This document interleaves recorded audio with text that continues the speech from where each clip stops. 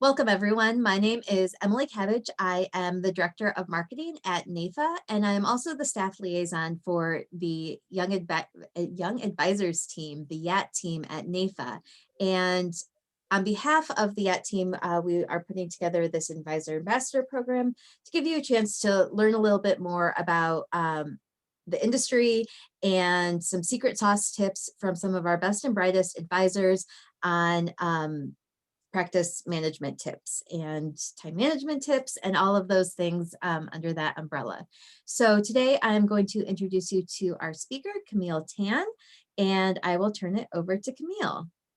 Thanks, Emily. I like that you mentioned the secret sauce because that's kind of what NAFA is.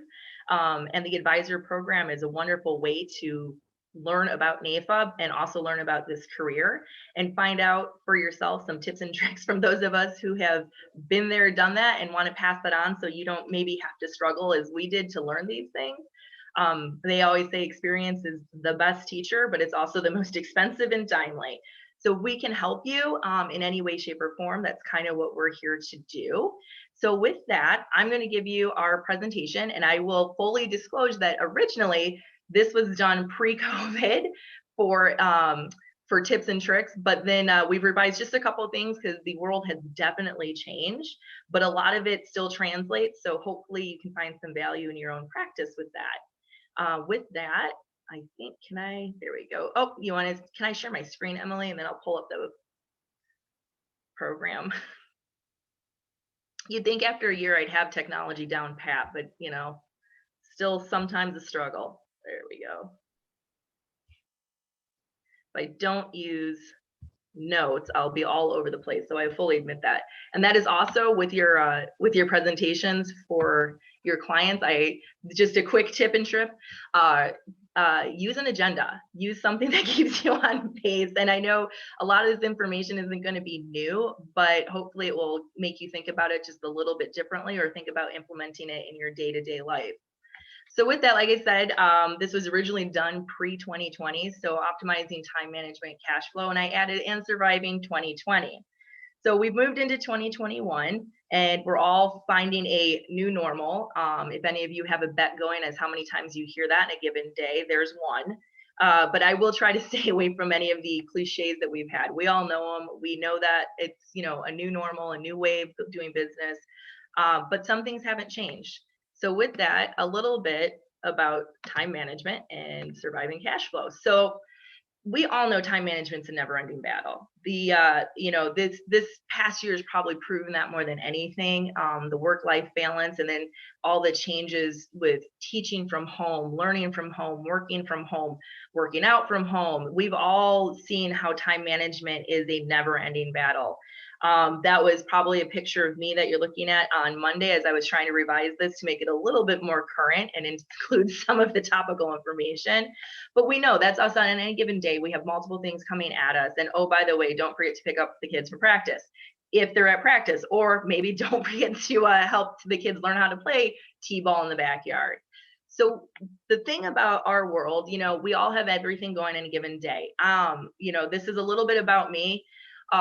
I've been in this industry for 15 years. I was born and raised in it. So I am one of those that does have a father. He is my partner. He's actually, my family's in the upper right picture there. We love to travel. I'm an avid scuba diver. I'm also a dive master, which means on the weekends, I do a lot of instruction. I do a lot of exploration diving. That's my husband and I actually diving in Lake Michigan. And yes, you can scuba dive in the Great Lakes. It is cold, but it is really neat. We actually discovered a brand new shipwreck last year. One of the things we got to do was be part of the first 10 that ever got to dive it since it's been down. So that's a big part of our life. I'm also a competitive swimmer. I dedicate a ton of time to that. A ton of hours of my day go to training. And obviously I'm also married, and we've dealt with kids and all the usual things. So that's my life outside of my practice, that somehow we have to manage that plus running a business. So then the world changes. 2020 hit, right? And suddenly we're all concerned about finding toilet paper, staying safe. Every newscast, stay safe, and I know for a lot of people we're doing the best we can, but really what did that mean? Finding our new normal, there it is, probably the third time. learn how to teach math. Those of us who have dealt with kids and help people, our loved ones, that's a struggle to go from having your kids off and you know that you have 8 hours a day without having to worry about that, to now I have to work and figure out how to keep them on task and keep them from jumping in my Zoom meetings. I think we've all seen some of the funny videos out there on that. Cooking 100 meals a day. I don't know if anybody else felt like that. I did not think that we ate out all that often. I thought we were pretty normal. We go out here and there. Goodness gracious, when you're home and nothing's open and you're cooking, I felt like I was a shorter cook at a diner. And then figure out how to be productive. How do you run a business that is traditionally a face-to-face networking business where people build trust by getting to know you, getting to like you, and sitting with you? How are you going to run your business and stay productive? So now you have to learn a whole new sales process. You have to implement that and you have to do it all remotely. It's not like we could go to training classes to learn how to do it. We kind of had to just figure that out. So that was a whole flip and a whole lot of stressors that we all went through, and hopefully are starting to come out on the other side with some practices and some ways that we have adapted. Time management in our industry is one of the biggest problems. It's a giant problem for a lot of people because unlike other industries, we don't typically have a boss and a time card that we punch. I mean, most of us have managers or we have general agents, but we don't have a boss like somebody at Target who, if you show up 15 minutes late 3 days in a row, you're getting written up. There's nobody making you show up on time. There's nobody making you do things day to day. You don't get a checklist. One of my friends, which made me think like, what a great career. She's in search engine optimization. She does SEO, which last year, great year to be in the digital world. But she gets every morning, she gets an email queue to her of her tasks to do for the day and when they're supposed to be done. We don't get that. We don't walk in the morning with an email that says, oh, by the way, you need to do this, this, this, and this to be successful. So we have to figure that out on our own. And in my experience, that's been a big area of failure in our business. We can spend a lot of time on unimportant things. And they may seem important, but are they really important? What is it that leads to business? We all know prospecting and networking and marketing are things that we need in order to fill that funnel, but often we get sidetracked. So we know that in any given day, we should be doing, we've got prospecting, like I said, client meetings, agency meetings. We've got our kids to deal with, sports, gym time, volunteer time. We have a list. The list goes on, and the list might have changed. And now it's even more important than ever to understand how to manage that list, especially balancing that home work life when so many of us are still working from home or working from home part-time. So achieving balance, I like to ask people, is this fact or fiction? We all hear about life balance and that we should have, a good work-life balance. But what does that really mean? And is there an actual ideal? And this is one of those things I believe is very personal to you. And in fact, if you want to take a moment and write down what your ideal work-life balance looks like, for some people, it's changed over the last year. Some things that they weren't as important or they didn't think were as important has become incredibly important in their life. Other things they've realized weren't that important. They did, did anybody else discover there were certain friends that they didn't see and then you didn't really miss? Am I the only one who did that? Don't tell them. But, then there's other ones where you realize, oh my gosh, I haven't seen this person in so long. And you realize how important they were to you. So that's an interesting change. Has your idea of work-life balance changed with having kids at home? Has that changed for you to go, what, this is super important. This isn't as important. This, things move. When you're looking at that list, can you sacrifice? And what's written in stone?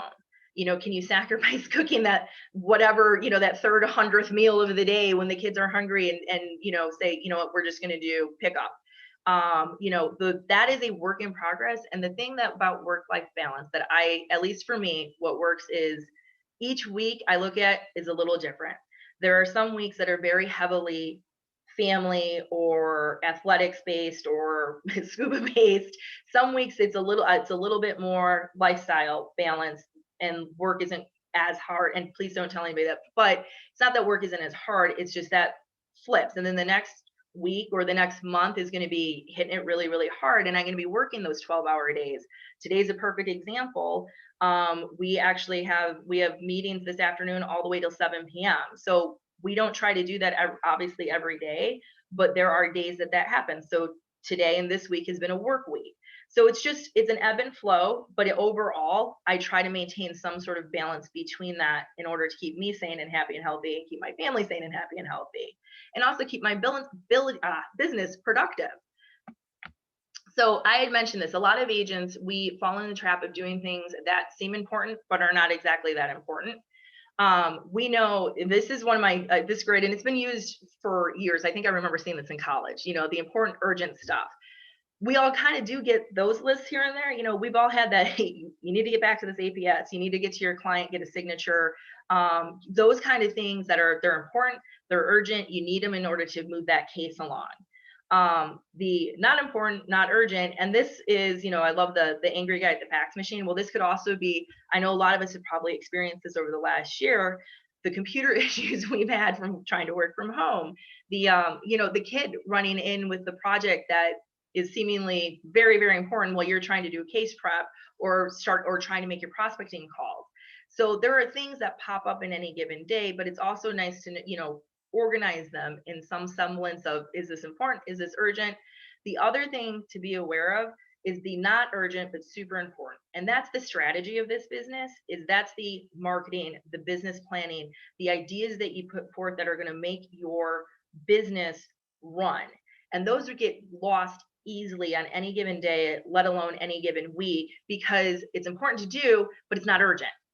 And then obviously the not urgent, not important, I think all of us have watched everything on Netflix by now, that kind of stuff that we all fall prey to, but try to minimize in order to keep your business productive.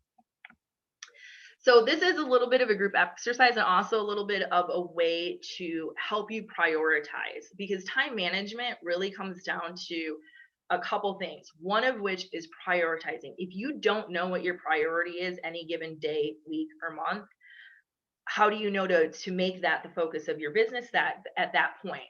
So if you will, I did this prior to COVID, and then obviously things have changed since COVID, but what are your top 3 priorities for the next week, the month, or the year, right? Break it down. What are 3 of your top priorities?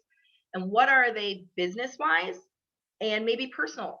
Maybe, next week you want to make sure, let's say your kids are going back to hybrid school. You want to, make sure that they have their set, that becomes a priority next week. But maybe next month that should be set and gelled, and that's not as big of a priority. Now it's something else.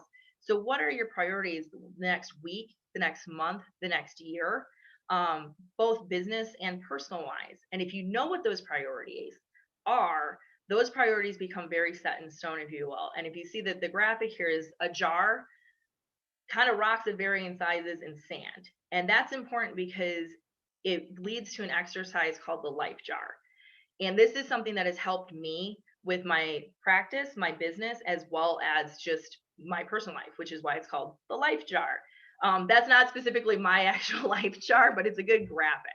So rocks are those things that we were talking about. What are super important, the next week, the next year? What are those things that never move? Family, faith, certain things about your business, marketing, prospecting, things that are the juggernauts, the cornerstones of what makes you you and what makes you productive. Your rocks. What are your pebbles? Well, your pebbles are the things that are important but can be moved around a little bit more. Maybe gym time, maybe Zoom calls with the family, things like something that's important but a little not as immovable as your rock. And the sand is pretty much everything else. The paperwork on any given day, if it's not running out and having a mission critical signature, maybe you can, the paperwork to get scanned in, that takes a back seat, and you do that at 5 p.m. when you've done the rest of your work. And where this concept came up from is a story in Lily. And Lily is one of the best values and best classes you can take if you're a NAFA member. Once you're a NAFA member, this is one of the things that is available to you. And it is the Leadership in Life Institute. And this is one of the things they focus on to teach you, amongst other business planning and life issues. I cannot say enough about the course, but this was one of my favorite takeaways. And the story is, if somebody hands you a jar and gives you a bag of sand, a bag of rocks, and a bag of pebbles, if you don't fill the jar correctly, if you just basically, if you throw the sand, if you pour the sand in, pour the rocks in, pour the pebbles in, it won't fill. Your jar will overfull. And how many of us feel like that on any given day where your jar is overflowing and you feel like you just can't get enough done and something's falling off or falling out because you just can't get there? If you prioritize and understand that jar works, if you put the big things in first, you put your rocks in first, you put your pebbles in next, and then the sand fills in all around, and suddenly your jar holds everything. And it's not that there's anything different in the jar, it's just the way that you approached getting everything done. And if you do that, you'll be able to, by the end of the day, you may still be exhausted, I'm not going to lie, but you'll feel like you actually got it done without that jar exploding. And so that's a life lesson from Lily. So that's a definite takeaway, and also something that you can do on any given basis. And it's a great exercise to help you look at what is your priorities, what do you need to get to, and what are your removable rocks. What are those things that on any given week, day, month, year, those are set in stone. And that helps you with your time management if you know your priorities. Another thing to help you is scheduling. And Emily and I had a very funny conversation about this, because originally I was supposed to speak on a different date. And she had asked me if I was available, and I said, yeah, sure, that date would work for me. Problem is, I made the classic mistake of answering her on my phone before I looked at my work calendar. So I got back to work the next day and looked and went, oh no, I have a client meeting that day. I can't do it. So I called her right away to be like, I'm so sorry, I fell trapped to that, the famous keeping two calendars and they're not talking. So whatever you do, find one that works. I love, everything is in my phone. I love it. The problem is it doesn't talk to my work calendar very well. So I have to make a little time note almost every day to resync my calendars. And when I don't do it, I end up calling Emily and saying, hey, I'm really sorry. Can I move that? So graciously, she said, not a problem, but find a system that works for you. So I know that's a trap of my system, and I should probably work on that. But we also have, I know that there's apps out there. A lot of families use the family apps. A lot of people use Google. A lot of people use pen and paper. I actually really do like a pen and paper, because I usually write things down before it goes into my electronic app, only because it really helps me remember it. There's other things out there too to help you manage your activity. So calendars are great, but they don't manage your activity. So I'm going to give a shout out to a wonderful NAPA supporter, the Sales Activity Management Group. I believe you get a discount for any of the stuff that you get, oh, I'm sorry, there's a little chat box there. Oops. Sorry. So you do get it. I think there's a discount through NAPA. If there's not, I know there's other things like it, but not only does this help you calendar, but it helps you basically monitor your sales activity. So that's what will help you schedule and denote your times to help you be productive selling, not just in your, scheduling your calendar. Delegation is another one of those wonderful things that I think a lot of people, oh, Emily, I live by my paper calendar. Yes. And I'm going to go back to that paper calendar. A couple of the most successful people I know in this industry still use that paper calendar. And there's little crossouts and notes and stuff in it, but man, it's really funny. Those paper calendars are wonderful. But delegation, so we have prioritization, scheduling, and then delegating that's another key component to your time management. A lot of us, especially when we're new, we don't even know what we have access to. So a good thing to find out is, what support staff do you have? What does your office or your agency have? And I know that there's a lot of independent operations out there. Everybody's a little different, but some places have some support staff that you can lean on, some resources you can lean on. Find out what those are. Find out what you have to do in order to be productive, and what can be done by your support team. Do you have a case design team? Do you have an advanced planning department? In that case, a lot of places where you can gather the data, and then they can help you design a case to achieve whatever the goal is. Well, that's case design that you can help, somebody else is helping you with, and it kind of helps take it off your plate, that you're not spending hours and hours and hours doing it. Perhaps you have a mentor agent or somebody that can help you with that. Do you have office administrators? We all love to say we're going paperless, right? And I know the one benefit of COVID has been fantastic that it has shoved the insurance industry onto electronic apps. It has taken them from demanding paramedics in person to basically they're doing medical underwriting without you having to use that paramedic for most instances. There's a lot of that has been a great benefit for our industry. But do you have office administrators that help in the tracking of that? Do you have paperwork to follow up on? Do you have somebody who can help keep you on task, or that you can delegate that to? Some offices have a case manager, and that person will actually be the one who's sending to your client different things that they need a signature on or an okay on or have a question. And that's something then that you don't have to do, which can free you up to do the more productive prospecting, marketing, client outreach, if you're not chasing paper. But some tasks can be moved to free up, sometimes you can't. So it's a good thing to know, and then to kind of plan what you think would be a good thing to push off if you can. Oh, hold on. Why is there we go. There we go. So knowing what your clone can do, and I call it your clone because there are systems out there where basically they act as you, which is fun, awesome. It works personally and professionally. So at home, some things, that work-life balance, if both you're working and teaching and all the other things you're doing at home, what are some things that you can push off your plate, both personally and professionally? My joke here is the lawn service is the neighbor kid, the cleaning service is our kid, the math tutor is going to have to be my husband, and then business wise, what can you do as well? So there are a lot of systems out there, and NAPA has access to a lot of them, which is another great benefit. Different marketing, different leads generation that are digitized, or that are basically point and click to implement. Those are the kinds of things that you can basically get it set up, and it's not taking your time every day to do. If the lawn service, and I know that that is something that a lot of people are like, why would you pay for that? If I can take that off of my plate or my husband's plate, that gives us how many, hours a week, especially I live in the Chicagoland area, during our springs when that grass needs to be cut 2-3 times a week. That's 2-3 hours of work that needs to be done, and either it can pile up on you, or I can give the neighbor kid a couple bucks, he takes care of it, and then I don't have to leave the office early, or my husband doesn't have to leave the office early. That's something to me that is worth the expenditure, because I'm going to get that back if I can make those extra phone calls, if I can reach out to those clients.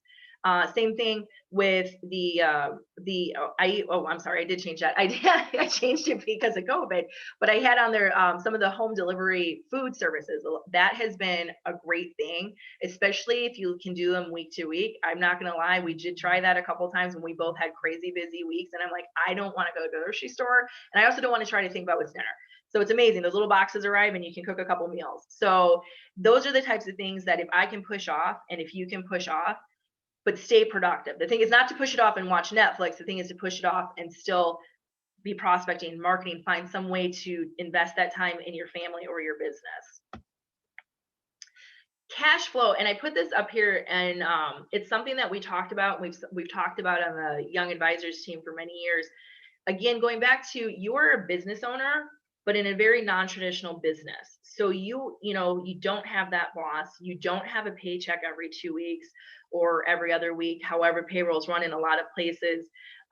It's a big area that nobody talks about, but is potentially a huge pitfall for failure. And I don't say that because people mean to fail. Nobody means to fail in this business. It's a great industry. It's a wonderful career. I love it. But it's easy to fail out of it by making mistakes. And cash flow is a big one. Unlike other professions where you have a stable income or even some sort of floor, let's say a lot of sales professions, they have some sort of minimum, and then you meet your quotas or whatever, and you get extra on top. Well, our business is basically mostly commission driven. Some of them have there are some employee contracts out there. Everybody's kind of all over the board. But regardless, at some point, we have to learn to manage uneven cash flow. We need to know that, like, what's going to happen. We'll have a big case place one month, and maybe nothing place the next month. What does that look like? And you need to manage that.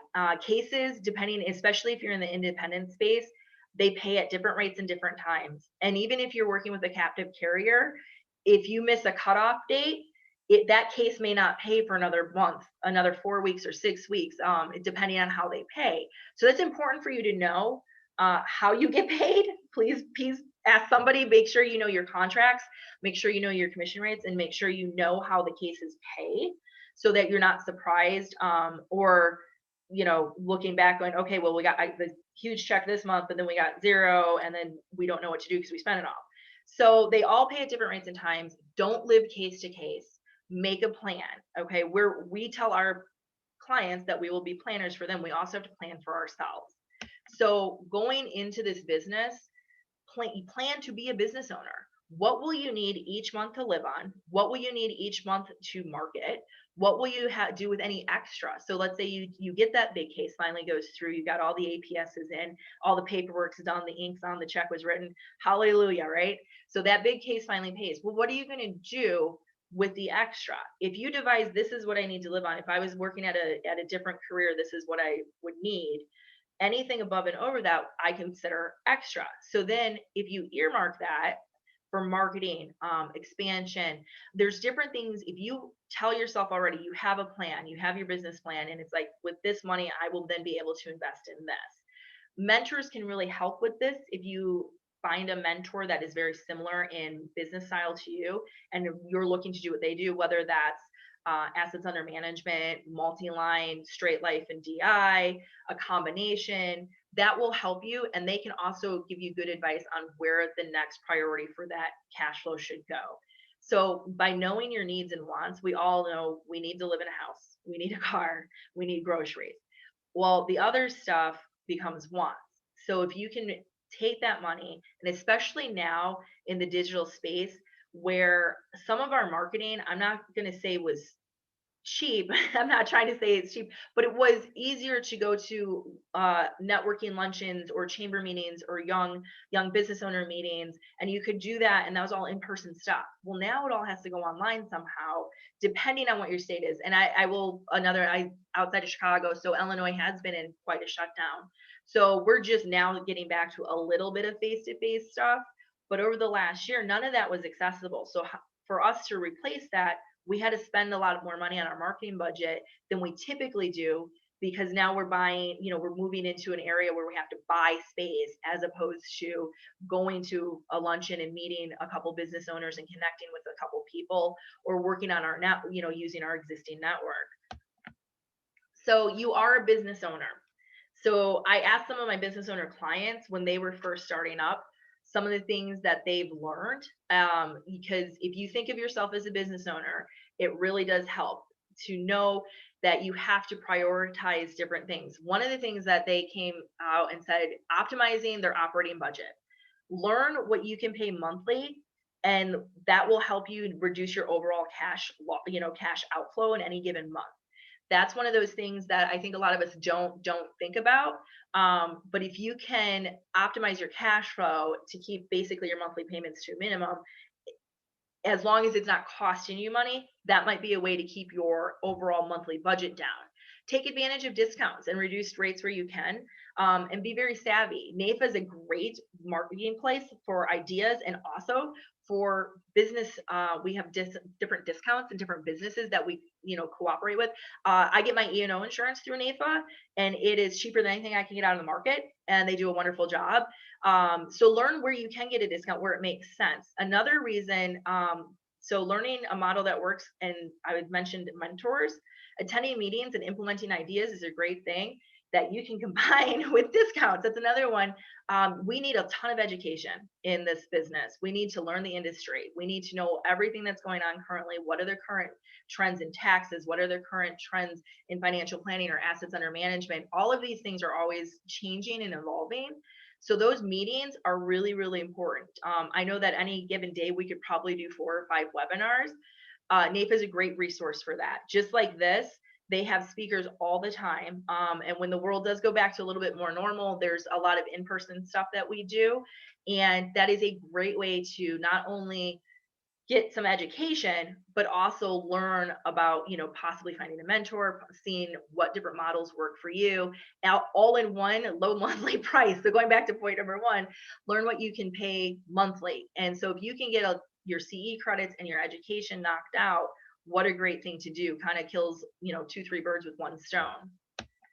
So final thoughts, just to wrap things up, mentors are a great resource, but finding a system and holding to it, managing your activity and your cash flow are two major points, that can help you basically turn this into an all-star career, or cause you a lot of grief and chaos if you don't do it well. So prioritizing, scheduling, delegating, both personally and professionally, because in this industry it really crosses over. We definitely have a lot of that free time, but we also work really hard, and when we're in a good headspace, it makes everything work better. So that's the personal professional lines in this business are very, very in tune with each other. So planning, implementing, monitoring, and reviewing. And that's something that we use and I use on everything, whether it's a new marketing program that we're using or whether it's our business plan, is we come up with a plan, we implement the plan.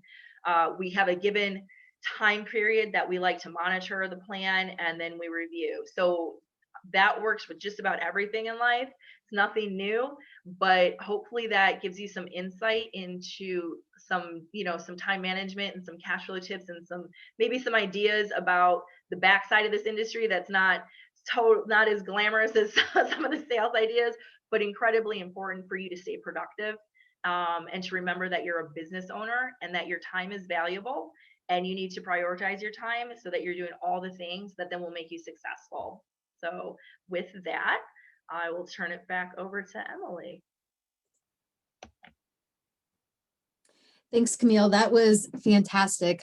Really some great pointers that no matter how long you've been in the industry or what business you're in, that these are things that you can put into practice right away. And, me personally, the calendar thing, I tried doing it all digital and it just wasn't working. I had too much going on in my personal and my work, and I was crisscrossing. So that's why I went back to a plain old paper calendar. Yes, do I use my electronic calendar? Absolutely. But to double check before I commit to everything, I check my paper, and I do take it on vacation with me. So, no, great tips. I mean, just fantastic information. Time management, huge, huge thing. And I think, through COVID, all of us are really, learning that work-life balance a lot more, because there's no commute to work that is your downtime. Your commute to work is down the hall or up the stairs. It is very, I did read something that that's been very hard. A lot of people use that commute home from work, whether it's 20 minutes or 45 minutes, or if you work in the Chicago area, it could be 2 hours, but jam out to their music, kind of decompress from the day. And it's amazing that people were not understanding that they were getting very, very stressed, and they couldn't figure out why walking to the dinner table they were still stressed. Well, you kind of, it's weird, but we all kind of decompress a different way. And that's one of those things people were like, wow, they actually started missing that. They by the time they got home, they'd leave work at home. Right. Or that's when you listen to your podcast, and that's when you catch up on, you read the paper on the train on the way home. Or like me listening to like news radio like an old person. Right. But yeah, and so all these adaptations that we've had to have, and obviously the cash flow, always take some good personal notes on the sessions on cash flow. For me personally, just and there are so many opportunities for discounts and things like that they're available to everybody. So, well, great. Awesome. Well, thank you so much. Thank you for all of your insights, and we will see you soon. Sounds good, Emily. Thank you.